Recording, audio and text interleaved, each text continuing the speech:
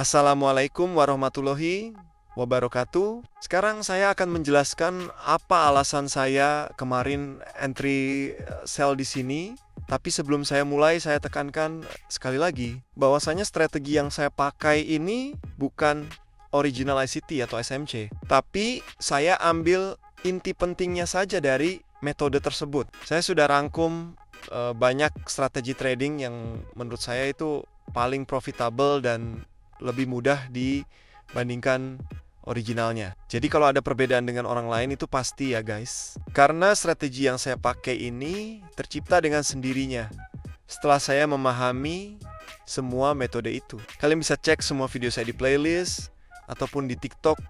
Juga kadang saya upload.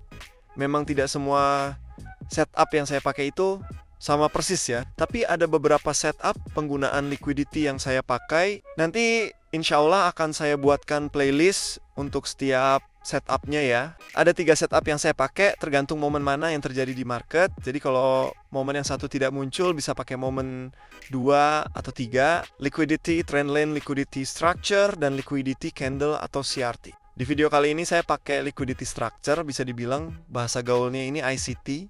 Di video sebelumnya juga saya pakai setup ini. Pertama, kita tandai dulu area liquidity yang sudah di sweep sampai membuat BOS. Karena BOS yang bagus itu harus terjadi setelah mengambil liquidity. Kita tandai high dan low. Ini juga termasuk sama dengan liquidity. Kita harus tahu di mana area fullback pada setiap pergerakan market. Jadi tidak semua shadow kita tandai ya. Karena ada juga shadow yang belum ada fullback seperti sidebar. Memang agak sedikit rumit untuk setup ini dibandingkan dengan setup pada video sebelumnya. Di sini saya melihat ada liquidity yang di sweep, di mana harga sempat break area low, kemudian naik kembali ke dalam rank. Ini juga termasuk liquidity sweep atau false breakout. Jadi ada 2 cara melihat liquidity sweep. Tidak melulu hanya shadow. Ada juga break body candle namun harga selanjutnya balik lagi. Kemudian selanjutnya di sini sudah break area high. Jadi ini sudah break of structure atau BOS. Ini juga ada area fullback. Jadi bisa kita tandai sebagai liquidity, kemudian liquidity di sweep dan harga naik sampai break area higher high. Analisa awal harusnya di sini sudah menjadi BOS atau break of structure. Namun setelah terjadi break high dengan body candle selanjutnya malah harga balik turun kembali, melebihi batas rank high-nya. Lalu bagaimana cara saya melihat kalau ini adalah liquidity sweep? Seperti yang sudah pernah saya jelaskan, bahwa ada 2 cara melihat liquidity sweep. Liquidity sweep harus dikonfirmasi adanya pola engulfing atau SND yang di break. Nah, ini ada pola engulfing di mana candle bullish ini di break full body oleh candle bearish. Jadi yang tadinya saya tandai area BOS ini berubah jadi liquidity sweep. Kemudian area low pada fullback terakhir ini berhasil di break.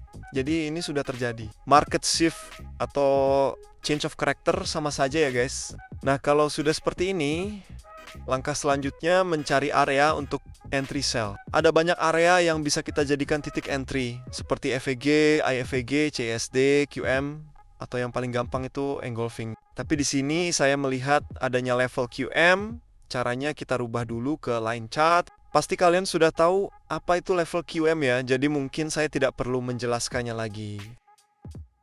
Tadinya saya mau ambil entry langsung di sini, tapi karena ini time frame H1, jadi potensi floatingnya bisa lebih banyak. Makanya saya mencoba untuk mencari area entry pada low time frame supaya bisa memperkecil floating.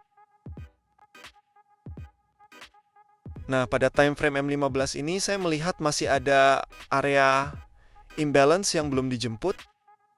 Jadi menurut saya harga akan ke sini dulu mengambil imbalance.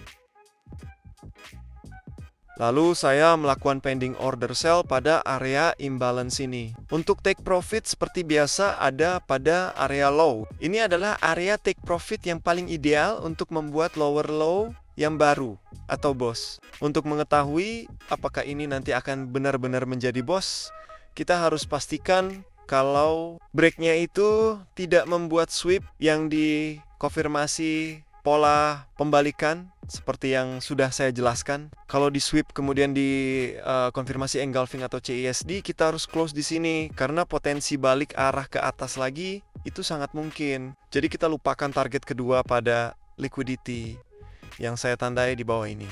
Untuk stop loss, saya letakkan di atas batas imbalance. Dan sebetulnya harga sampai ke area imbalance sangat tipis sekali.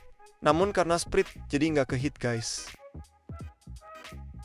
Oke, mungkin itu dulu yang bisa saya jelaskan. Semoga video saya bisa bermanfaat buat teman-teman semua. Bukan maksud saya menggurui, tapi di sini saya hanya sharing hasil trading saya ke semua sesama trader ya. Terima kasih.